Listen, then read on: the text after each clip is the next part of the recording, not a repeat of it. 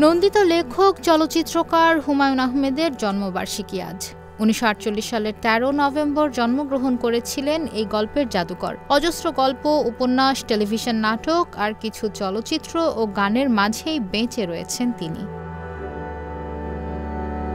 ব্যক্তিজীবনে খুব বেশি সংখ্যক গান না লিখেও গীতিকার হিসেবে শ্রোতাদের কাছে সমাদৃত হয়েছেন হুমায়ূন আহমেদ। তার পরিচালিত ৫টি সিনেমার সঙ্গীত পরিচালক হিসেবে ছিলেন মকসুদ জামিল মিন্টু। সেই সিনেমাগুলো হলো শ্রাবণ মেঘের দিন, শ্যামল ছায়া, চন্দ্রকথা, দুই দুয়ারি ও ঘেটুপুত্র কমলা।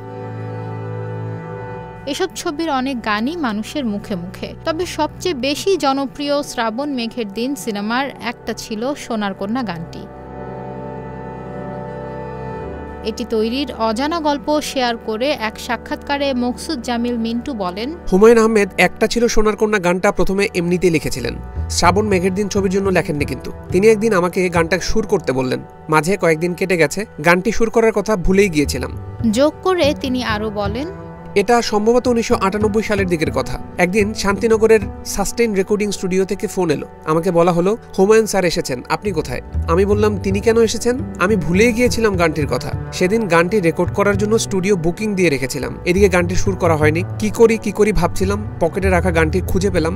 স্টুডিওতে এসে দেখি গানটির কণ্ঠশিল্পী সুবীর দা বসে আছেন। আমার মন খুব খারাপ হচ্ছিল গানটির কথা ভুলে যাওয়ার কারণে। একটা ছিল সোনার কন্যা গানটি গেয়েছিলেন প্রয়াত কণ্ঠশিল্পী সুবীর নন্দী। এ বিষয়ে মকসুদ জামিল মিন্টু বলেন, পরে স্টুডিওতে বসেই এক লাইন করে পুরো গানটি সুর করি। সুবীর দা সেদিনই গানটিতে কণ্ঠ দিয়েছিলেন। চোখ বন্ধ করলেই সেদিনের স্মৃতিগুলো দেখতে পাই। ১৯৯৯ সালে মুক্তি পাওয়া শ্রাবণ মেঘের দিন ছবির এই গানের জন্য সুবীর নন্দী এবং সুর ও সঙ্গীত পরিচালনার জন্য জাতীয় চলচ্চিত্র পুরস্কার পেয়েছিলেন মকসুদ জামিল মিন্টু।